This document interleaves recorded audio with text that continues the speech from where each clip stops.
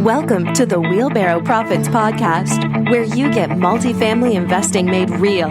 Learn from top players in the real estate investment world as they share their secrets with you and discover proven strategies on apartment investing that actually work.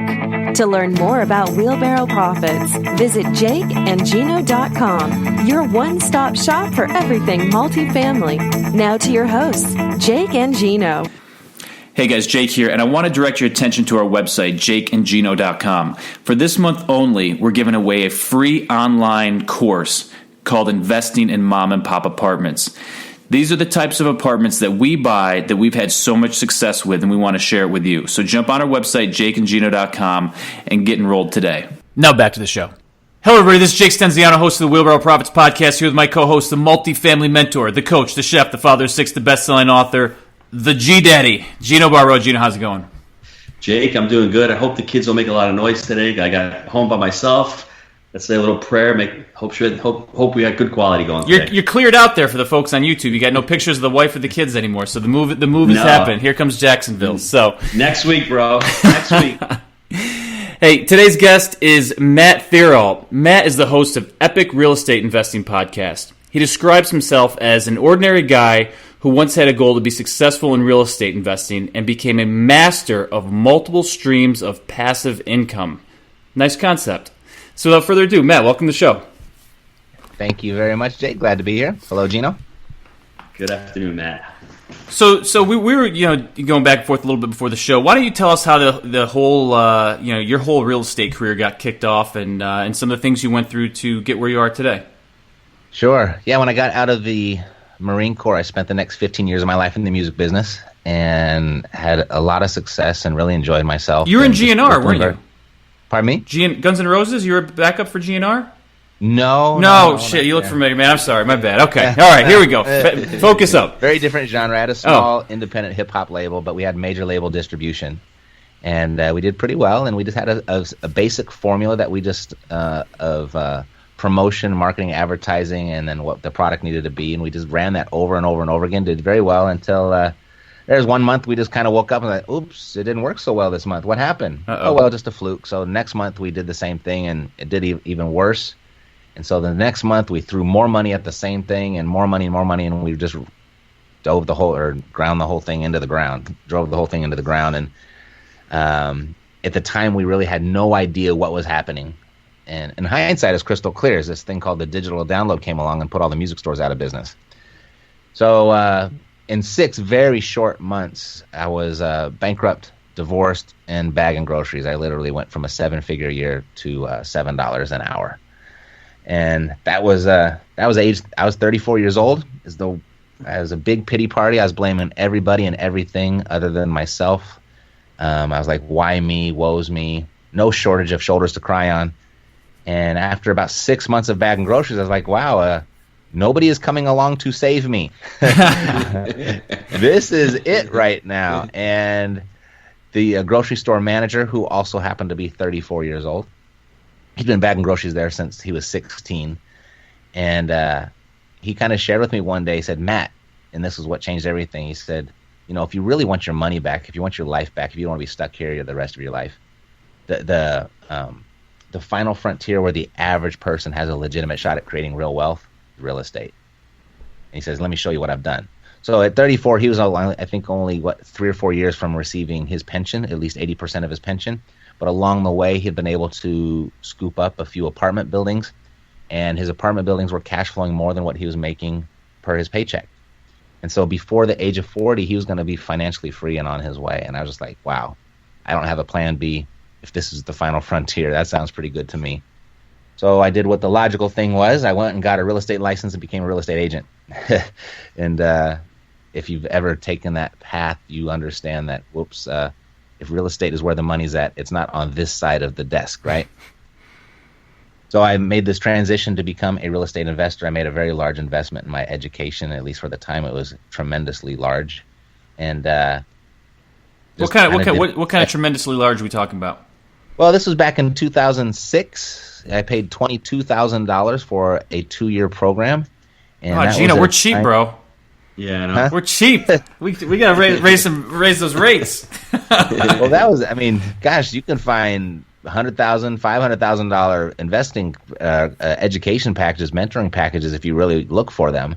But at that time, $20,000, nobody had even heard of something like that for an educational program. At least nobody in my circle.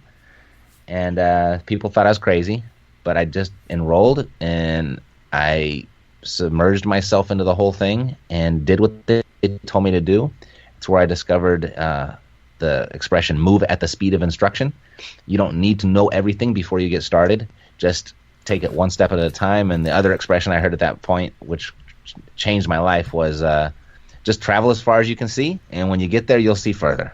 You know, you don't need to see the whole staircase to take the first step. And so that was the philosophy I operated from. And then during that process, stumbled upon this small little book. I doubt you've heard of it, called Rich Dad, Poor Dad. And it introduced me to this concept of passive income and how to escape the rat race and get your passive income to exceed your monthly expenses. And so I just I took this education that I learned from this program and kind of used that Rich Dad, Poor Dad as the framework for my whole business.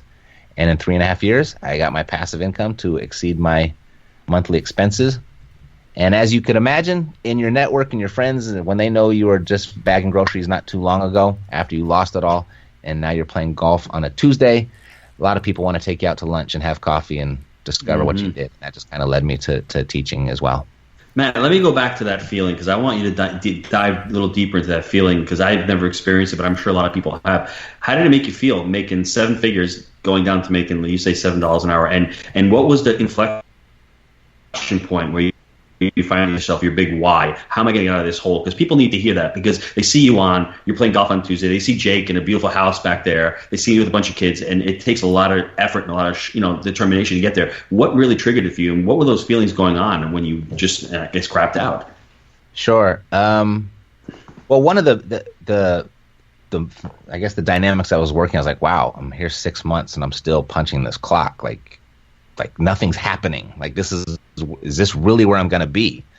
And realizing that although there are a lot of people to pat me on the back and give me words of advice, nobody was giving me a hand. No one was helping me.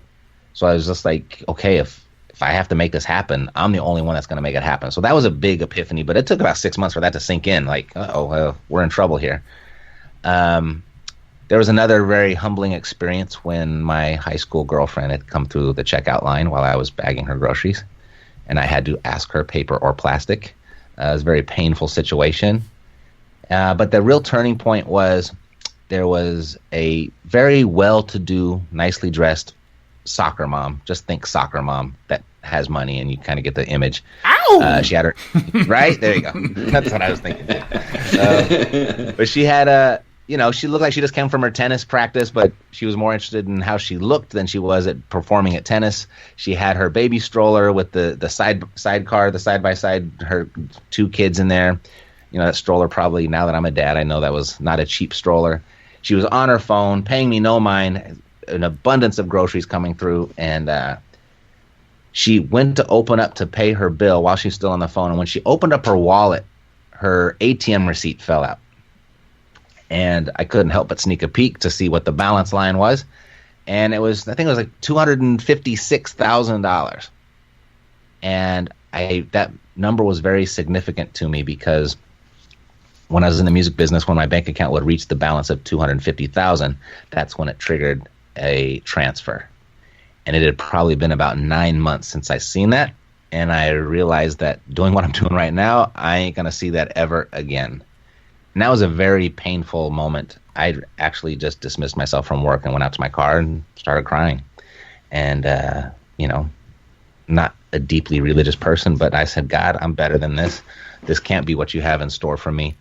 Give me a sign. Tell me to do something. Just point me in the right direction. Help me out. Somebody. And that's when I walked into the store, and the manager was like, Matt, what happened? Where'd you go? And I just kind of shared everything I just shared with you. And that's when he kind of dumped this whole real estate thing on my lap. So I did skip over all those details, but that was the turning point. And that is still a driving force for me today. We've all heard that people are motivated by the pursuit of pleasure or the running away from pain. That's right. And that was painful. And I know that's the alternative. I know I didn't know how to do anything else. There wasn't a whole lot of demand for an out-of-work music entrepreneur. And I had to go learn something new. So I was like, well, if I have to learn something new, I want to learn the thing that's going to pay me the most and gives me the best chance at success. And that's when real estate fell in my lap, and that was what I did. We got a Tony Robbins disciple on here, Jake. That is my boy. That.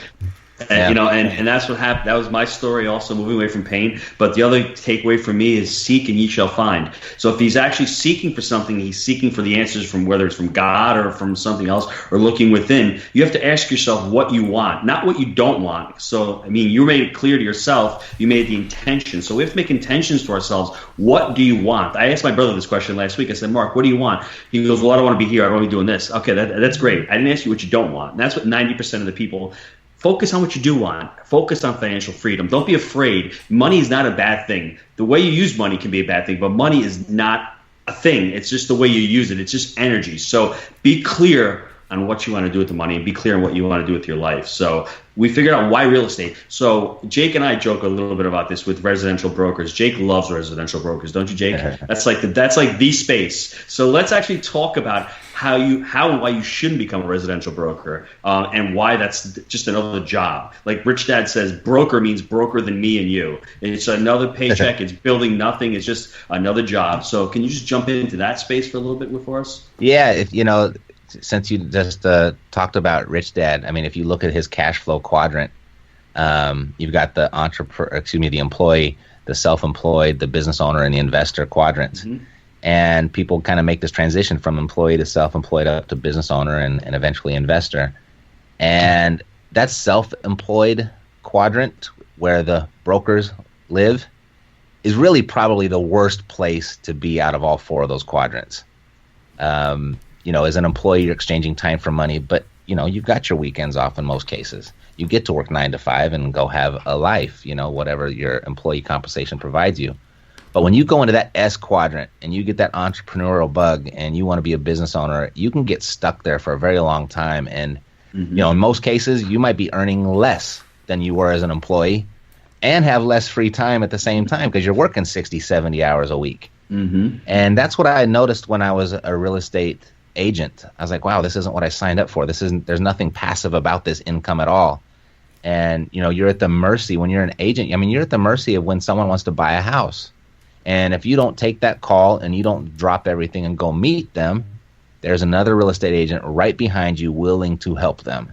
And so that was a constant fear. It was a constant, sense of urgency. Even when the phone wasn't ringing, like, oh my God, are they talking to someone else? Should I call and follow up? And it was just, I did okay as a real estate agent. I worked in Palos Verdes in Los Angeles. So there wasn't a house there under $1 million. So I only needed to sell one house a month to do well for myself. But still, it's just like you like anything else, you kind of you get used to that, and now all of a sudden you need more because your expenses and lifestyle has risen up to your income, and now you're just broker at a higher level. So how did you get out of that? How did you get out of that mindset of getting out of the residential brokerage into? I want to talk about your first deal too. So a transition from that to your first deal. Sure. So there was one Saturday, I did pretty good as a real estate agent. And at the end of that career, I had a couple clients that gave me repeat business over and over and over again. And if you're a real estate agent, those are your dream clients and you want to do everything you can to keep them. It was the type of thing where they just kind of fax you over, here's my signed offer, go present it for me. Or here's the property I want you to sell for me, here's the listing presentation artist. Like those will just come automatically.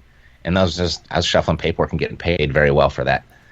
And there was one Saturday, we had a meeting it was 11 a.m., and I showed up in a suit and tie with all of their documents laid out on the table, ready for them to sign, my clients. And they showed up about 20 minutes late. They showed up in jeans and a T-shirt, and they signed their documents, and they were gone. And I was left there to process the paperwork, and now I had to go hold their house open.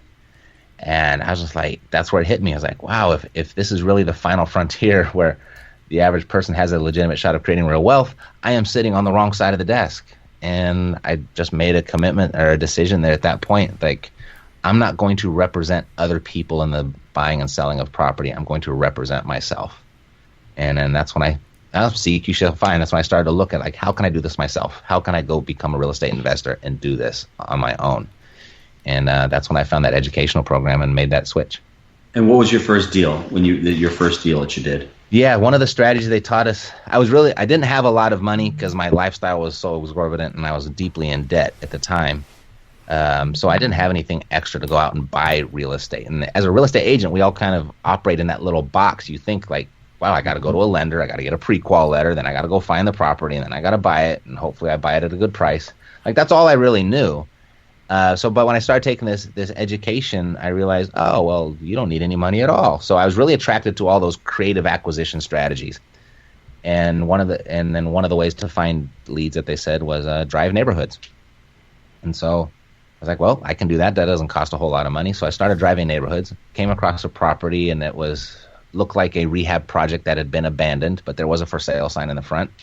Called the number and, went back to my mentor and said, I got this cool deal. What do I do next? He says, write an offer. I was like, I don't have any money. He said, it doesn't matter. Write an offer. So I just wrote the offer, got it under contract. And then I said, okay, now I got it under contract. What do I do? He says, go sell it or find a partner.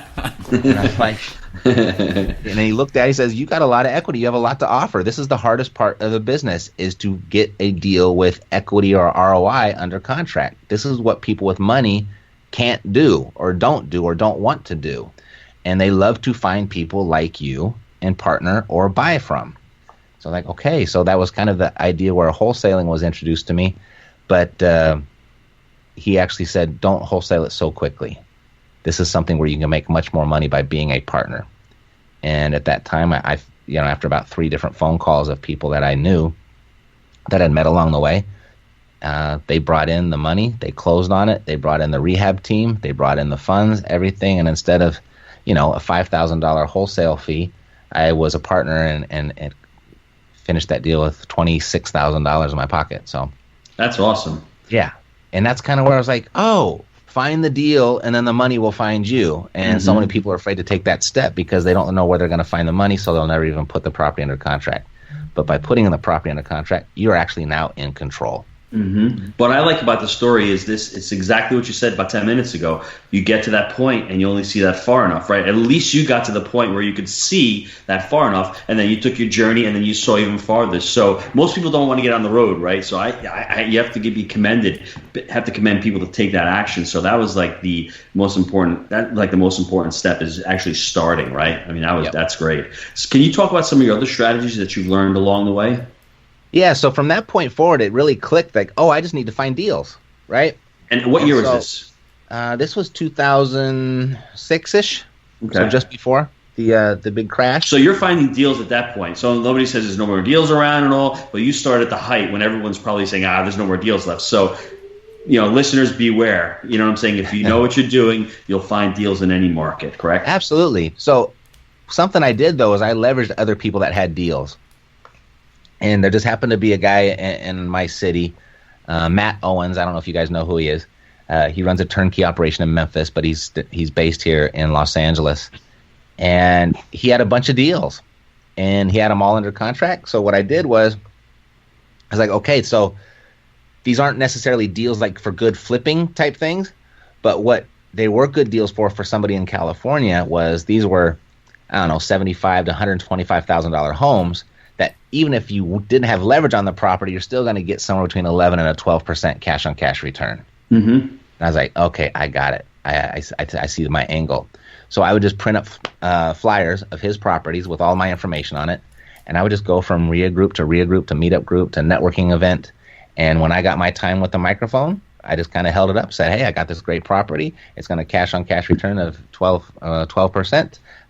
If you'd like some more information on this property and others just like it, because I got a bunch of them, come see me in the back of the room, and I'll give you that information. And I just did that over and over and over again, and he paid me $3,500 a pop. And so that's when I was really kind of introduced into wholesaling. And really, I mean, that really just took off for me. And so, so that was the second strategy I really took off with. So how has your strategy, I guess, evolved over time from the very beginning to now?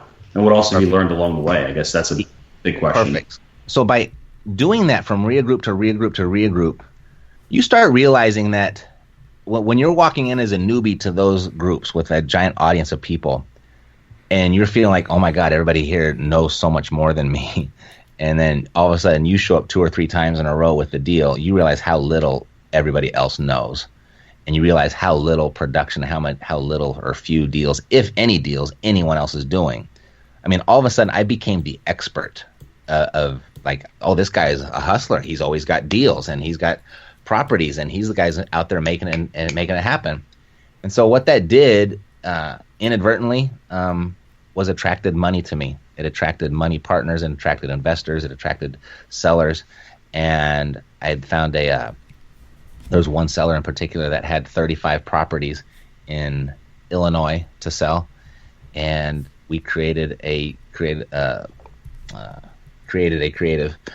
exit strategy where we could wholesale those, but hold the note on those properties and create a large amount of cash flow for us. So we created a company. We sold them off one by one, but the company held the note. So then we had this one company that had 35 seller finance notes on it. And that's what kind of launched me onto looking in other markets and looking on my own. And just the opportunity just kind of came my way because I positioned myself as the go-to guy, the guy that always had a deal in his hand. And none of the deals were my deals. But everyone just was, thought that, wow, this guy's really making it happen. What's his secret? I was like, I'm selling other people's deals. And so then they said, well, will you sell mine too? And that's kind of how it happened. And that led me down to Memphis, where I picked up my first multifamily. I picked up a 14-unit there. I still own that today. And that's when eyes really opened, and I saw the land of cheap housing. I saw, wow, these houses are 30, 40 grand. They get rent of $700 to $800. Mm-hmm. When I was raising money for that 35 or that one company that wholesaled those 35 properties, we were looking for a minimum investment of $100,000 per person.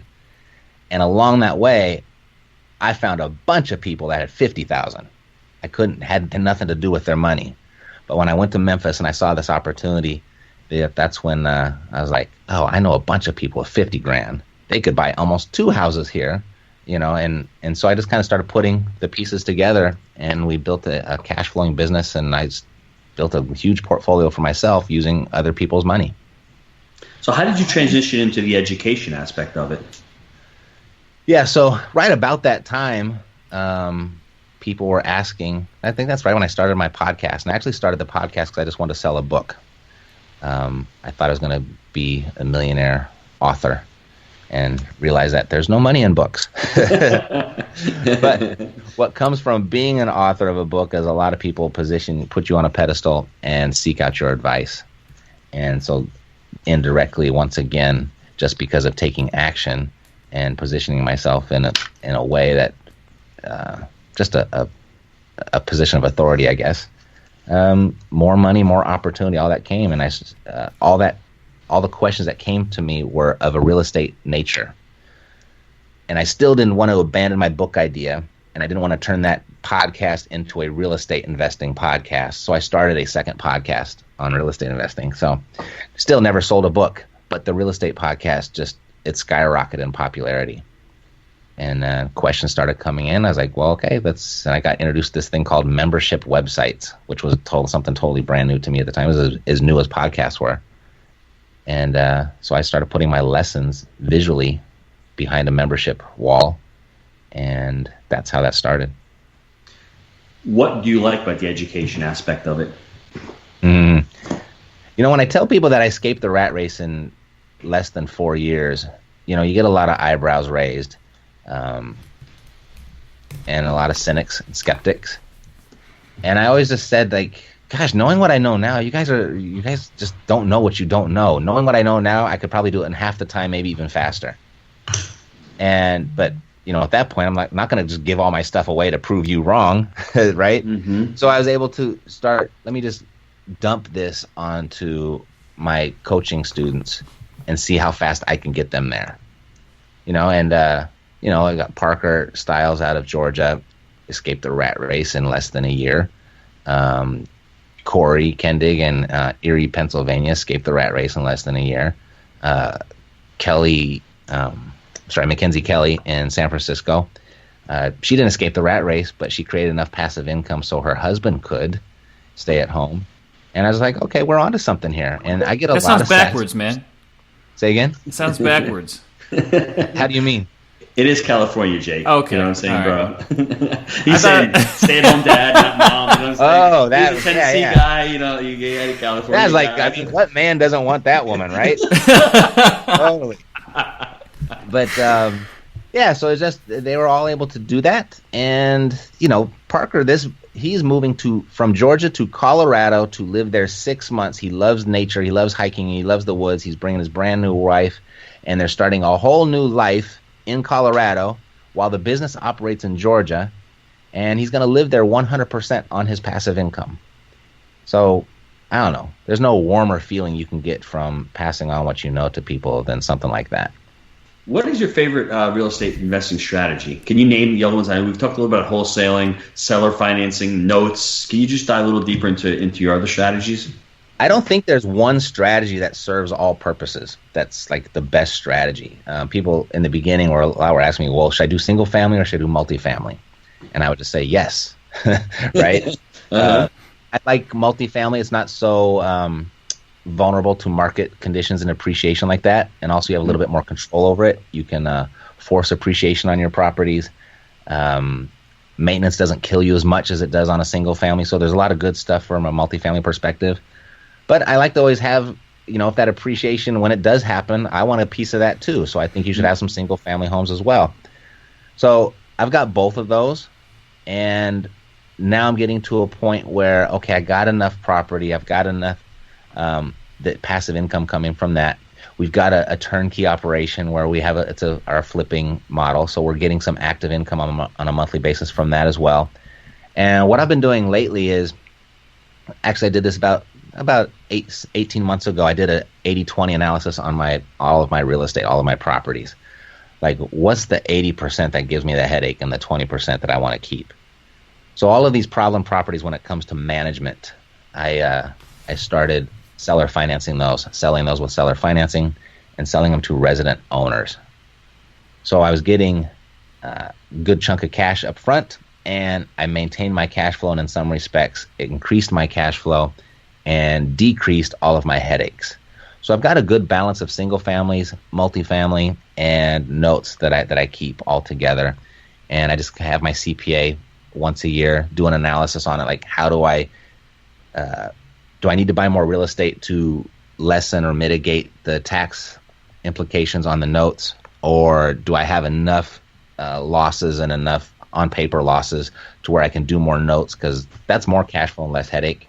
Mm-hmm. So that was my strategy. So there's so many different ones. I mean, there's the mobile homes, there's the storage units, there's the lease options, and then the wholesaling of lease options, and the wholesaling of subject to lease options. Like everyone, there's just so much stuff out there that anyone can do. But I think the most important skill that anyone can acquire, regardless of what their exit strategy is going to be, is learn how to find the deal. There's a lot of people out there that'll show you how to do real estate. Most of those courses fall short on how to find deals, how to find people that need to sell. A lot of it is spent on people that. Is that what your is that what your thing is? Like, if somebody wants to get into real estate, if I'm a newbie green guy, is that your recommendation? Like, how do I get into real estate? Because Jake and I focus on multifamily, and we can talk you to death, and I'll convince you by the end of the podcast that multifamily is for you. I have a narrow mind, I've done it all, but what would your recommendation be for someone starting in the business? How should they start out? You need to get good at finding deals. You need to find problems. You need to find property owners with problems and learn how to promote your solutions to those problems. Because nobody is going to give you their property if there's no problems. No one is going to sell to you at a discount unless they have to. So that's how you find discounted real estate. And if you're not good at that, you're just a buyer of real estate. You're not an investor. You're just buying, and hopefully it all works out. If you're an investor, you're buying low and you're selling high, whether that's immediately or if it's over long term, or by way of just selling the use of your property, like to a tenant. Mm-hmm. That's my strategy. That's when you bring the most value to any situation, and that's what attracts money to you. That's what attracts partners. It attracts investors. It just attracts everything to you if you're good at finding deals, because it's the hardest part of the business, to do that consistently and build up a lead machine that produces that day in and day out, like what we've created here. And so I get to call the shots. So I just, through our marketing streams and all of our marketing efforts, we never know what we're going to get. Like all the multifamily I own right now, I got through marketing to single families. or the owner says, well, I don't want to sell that one, but I got this one over here. Do you want that one? Mm-hmm. And that's how I got all my multifamilies, was that way. So I just go ahead and do this marketing to single families, and it creates all types of opportunity. And if it passes, if I see equity in it and it passes that 1% rule, I put it under contract. And once I got under contract, now I can take my time, do my due diligence, and decide which exit strategy is going to be the best for me on that specific day. I like that, Jake. It's the mom and pop strategy. Motivated seller. You need to find a motivated seller. That's what we do with the multis. Because if someone's not doesn't have a problem, they're not going to sell it to you. I mean, you need to have that motivation. I totally agree with that. How have you built your teams? This is a question that Jake likes to talk about. As far as your systems and your team building, it sounds like you really scaled up and ramped up really quickly, man. How is that? Any challenges growing there, and any tips on how to grow your systems out? Yeah, If I could do this all myself, I probably would have never lost a dime in real estate. And that's not to say I'm perfect by any means, but if you have good property management in place and you have a good contractor in place, it's really difficult to lose money in real estate. I'm sure you guys have experienced it. Your biggest losses have probably come through other people by not doing what they said they were going to do, and that in those two compartments of property management and contractors. So we to find good ones, you got to go through some bad ones. You got to go and kiss some frogs to find the prince, I guess. And so we've done that, and building that team, it takes time, and you can never forget that this is a people business. And I mean, every piece of real estate you buy or sell is going to be from or to another person. You just can't get around that. I mean, they're the biggest and best, brightest minds in Silicon Valley from right at the .com boom have all been trying to eliminate people from this whole real estate transaction process. And today there's just as many realtors as there were back then. So you can't get rid of the people. So one thing that we've done is to build that business is when we find a good one, we take good care of them, but we don't stop looking. And our business model is built on, we have at least two teams in each market, and we make sure that they know about each other. So there's an inherent sense of competition, and we don't pit them against each other. We treat them both well, but they both know about each other. And what we've found is performance rises and expenses decrease. And it also eliminates all single points of failure in our business. So, I mean, we had a property manager in Memphis that died on us that had 60 properties under management. And that's kind of where we learned this lesson the hard way. So that we're not at risk of that ever happening again and having it impact our business in any way. So that's how we've done it. That's great. Can you give me, I guess, your best real estate investing tip or advice to the listeners? Yeah, it comes in, I guess, two parts. You don't need to know everything before you take the first step, and find the deal and the money will find you. I find that those are the two things that stop people, and that they ultimately create fear. They're afraid of looking bad, so they want to know everything, so they're prepared for everything, but then never take action. Let that go. It's impossible to learn anything and look good at the same time, so just forget about it. Second is everyone thinks that they need money to invest in real estate, and that couldn't be further from the truth. You might need some money in a budget to run your business and for marketing and generating leads, but the actual real estate transactions, you don't need any money at all. You just need to find good deals. Well, that's the whole rich dad mentality, right? Because my mom, she's an immigrant Italian. You need money to make money. I heard that growing up. Money doesn't grow on trees. You need money to make. I mean, if I had $1 for every time I heard that, I'm like, so I was conditioned to believe that also. And I think the majority of Americans are conditioned to believe that. So I totally agree with that. It's easy to say, it's easy to remember, it's easy to recite, so it gets repeated frequently. Right. It's too bad, though, because that's not true. I agree. Yep. What about on a personal note? What is your best habit for success? Something that you do on a daily or weekly basis that's brought you to this point. Let's see if I have a copy of it. We have something called the Daily Success Report, and what it is, it's just a list of the money-making activities that if you do the right things, you do them consistently, and you do them long enough, you will get the results that you want. And I don't have a copy. If your listeners want a copy, they can go to dailysuccessreport.com and get a free copy there. dailysuccessreport.com. It's just the activities that produce the results. And so that's, there's probably a clever Tony Robbins saying about habits, but it's really what it is. It's just create a daily habit of doing the activities, performing the activities that produce the money. So give me on your daily success report. What kind of things do you have on there to give the listeners a good example? Sure. So every day you got to do some form of promotion, right? You got to go out and seek the person or a crowd or an audience or a category of a person that potentially has a problem. You have to then promote a solution in front of that person. So for that part, we've automated that. So that's completely automated for us. That happens on a daily basis. Then you need to respond to those inquiries that come in. A lot of people are out there, they're lead collectors. I'm the evil lead collector, and they get all excited because their inbox is full of leads, their voicemail is full of leads, but then they don't call them. So you got to call them, right? And you got to set appointments. And you got to build rapport to set that appointment. And then a lot of people will do that, and they'll have this conversation with the seller of like, oh, well, I guess we don't have an agreement on price or terms, so I guess we're done. No, you've got to write a contract. You've got to put the offer in writing. The whole dynamic of the real estate transaction changes when it's in writing. I mean, how many yahoos are calling saying, hey, will you take $100,000 for this? Nope. Take $100,000 for this? Nope. But then you're the one who submits a written contract for $90,000, and all of a sudden now you're taken seriously. Well, I can't do $90,000. Can we come up to $95,000? Like all of a sudden it's real.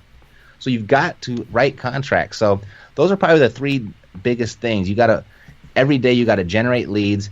Every day you have to contact those leads, and every day you've got to present your price and terms to those leads. You've got to write offers. You don't have the right to think about or worry about anything else until you're doing those three activities on a daily basis.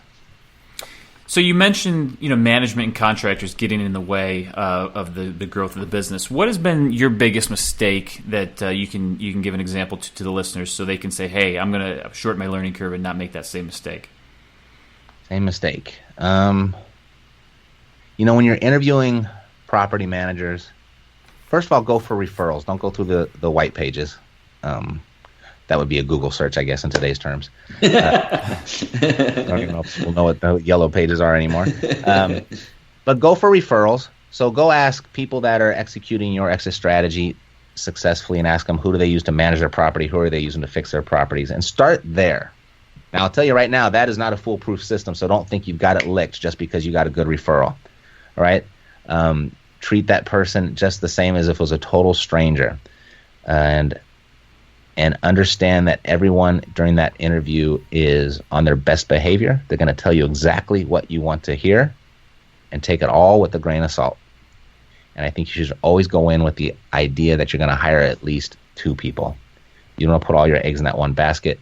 For example, when I had these 60 properties in Memphis under this one property manager that passed away, I just found another property manager and gave them all 60 properties. And they failed miserably. So that just compounded my whole issue. So now when we hire somebody out, we give them one small little task. We give them small jobs, and we kind of spoon feed them until they prove themselves. And, we've put property managers out of business. We've put contractors out of business because of the volume that we do. And, they want the business. They want to please. They might start off as people with really great intentions, but are completely unprepared for volume or any sort of scalability. And it turns good people, it puts bad situations on top of good people that forces them to just make bad decisions. And ultimately, it's you that pays the cost for those bad decisions. Mm-hmm. That help? Totally. Cool. You actually were when you were making that definition, it sounded like you were talking about my children. When you were defining, they're on their best behavior, they want to hear what you have to say. I was like, wow, I'm talking about my kids over there, Right? Uh-huh. Best little negotiators ever, I'm sure. Oh, dude, man, you have no idea, bro. Dude, my daughter is so scary. She was so damn persistent and will not quit till she gets what she wants. And but that's the problem, though. As adults, we lose that tenacity. We lose that, I don't see it going anywhere, man. She's going to be a pit bull, man. Well, let's hope she is, because most of us, we become like, oh, you know what, negotiation. We just take what comes to us in life, and we don't really go after it like little kids do, man. Tony Robbins says, say no to a kid who wants ice cream. You'll see moves like you've never seen before, man. You got to say, so it's really important. But that's that persistence, though, right there. When you get to the, no, I'm not going to take 100 on the deal, right? Well, dude, we're just getting started. Right, that's that's just the starting point. We're talking right now. That's we're halfway there. So I thought that was a good point. What about a book recommendation? Maybe a real estate or business book. I guess since we're on the subject, the book that I read once a year, I read it over and over again, and I read it because it's a different book every time I read it, and that's Awaken the Giant Within. I think it's a fantastic book, and if you actually implement and do the exercises that Tony Robbins outlines in that, it's just constant and never-ending improvement every time I read that book. You and Gino are going to have a bromance after this. A little no, Tony dude, Robbins it's amazing. You here. know why? It's so amazing. It's so enlightening what he said, because you're not the same person you were last year. You read stuff and you listen to stuff in the car. You should listen to it in the car, because you hear something every time, and it doesn't make sense 2 years ago. But then all of a sudden, you're like, wow, I never heard it, never thought of it that way. So that's really powerful that you listen to it every year. I listen to him a lot in the car, and it just hits me. Sometimes I'm in a better mood, so I can listen to the message better. Sometimes I'm going through something, and it seems like when you throw it in the car or you're reading it, you have to be there. God puts it in front of you because it's something that you need right at that point in your life, and that's probably why you're reading it, and you get something out of it. So I totally agree with that. Yeah, if there was a really close second for a book that has had just as much of an impact on me as that book had. And so just imagine what your favorite book is. Anyone that's listening to my voice right now, what's your favorite book? Well, the perfect companion book with that would be The Slight Edge. And talking about how daily activities compounded over time is what produces real results. So, if you're not interested in real estate and it's all about gardening, you need The Slight Edge. If you're going to go to, you got it right there? No, it's something I've been doing since, I don't know, I guess 2006 maybe. And it's essentially all the stuff you've been talking about. I did it as I used to sell pharmaceuticals and vaccines, and it was a way to plan my days out. But what it turned into was a daily accountability tracker. So I know I need to get this stuff done to get to the stuff at the top, right? I have goals at the top, and I fill it in with things every day that are gonna get me, those things. So it's just something that, I stumbled across, but it sounds like a lot of people are using. So yeah, that book it's a small book. I have interviewed him on the podcast, and I just this is the perfect companion book for whatever it is that you aspire to. And write that down. It works with. What was the name Prejudice. of it? The Slight Edge by Jeff Olson. Yeah. And it's I'm sure it's very much the same principle your accountability report is built on. It's what our daily success report is built on. That if you just do the right activities, do them consistently, do it long enough, you're going to get everything that you want out of that. Yeah. It's the people that quit and don't do it consistently is that get inconsistent results. What are you excited about right now? Any big projects you have in the hopper? Anything inspiring that you're doing that you want to share? That's very good, Jake. That's a Tony Robbins question. Dude, I'm not. It's rub off from Gino then, because he's like the Tony. And tell me why that's a Tony Robbins question.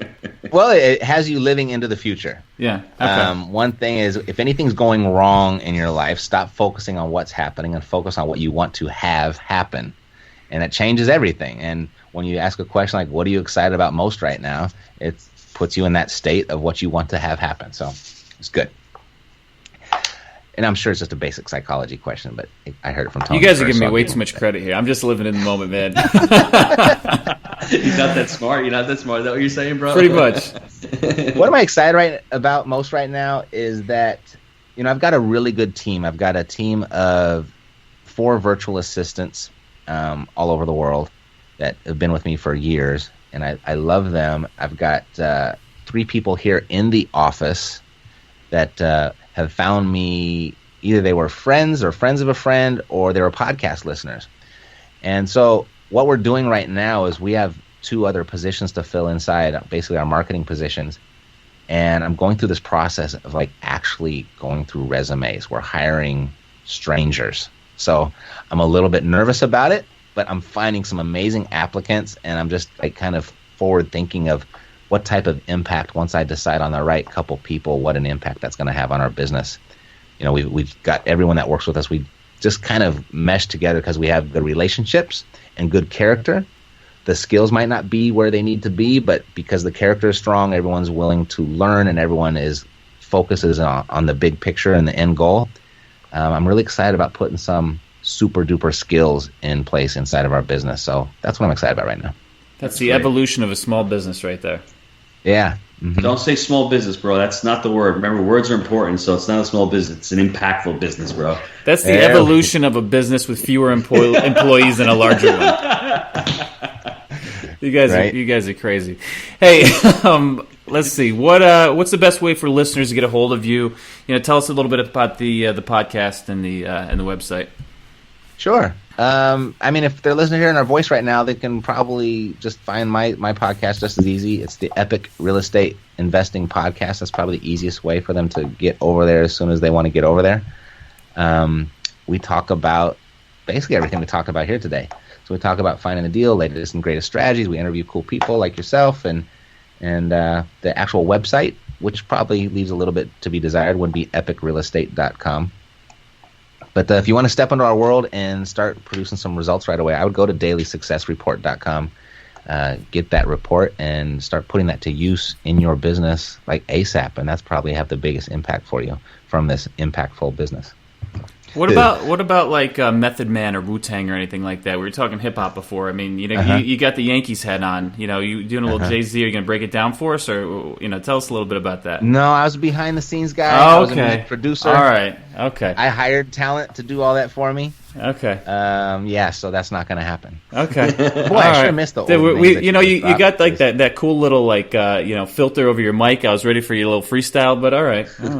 Yeah, it feeds a certain need. Like I feel like I'm still in a recording studio, but I was never the voice talent. Jimmy Iovine. Right, there you go. Hey man, this has been a lot of fun. Gino, you got anything else? No, I just want to really thank him for taking the time out today, and a lot of golden nuggets. Go back and listen to this because there's a lot of golden nuggets. It's a lot about motivation. You want to hear Matt's voice, jump on his podcast because you want to stay motivated daily. That's what you want. You want to hear positive voices. You want to hear that you don't need money. You want to hear that this is real. I was bagging groceries. I was making $1 million a year. Then I'm making $7 an hour. And you just need to stay motivated and need to hear that message every day because whatever you put in your mind is what you're going to act on. And how you feel at that certain point and how you're resonating with your energy level is how you're going to make decisions. So stay positive, stay focused. And you know what? Life's too short. I think we all want to be motivated. So either motivate yourself towards pleasure or motivate yourself away from pain. That's what I took away from this podcast more than anything else. Super impactful story, and I hope you did something nice for that grocery store manager because that was an inflection point. That was a turning point, and it was a very authentic and inspiring story. So thanks, Matt. I appreciate the time. You bet, guys. Thanks for having me. Thanks, Matt. We trust that you enjoyed the Wheelbarrow Profits podcast. Visit jakeandgino.com, your one-stop shop for everything multifamily. See you next time when Jake and Gino share more of their investing secrets with you.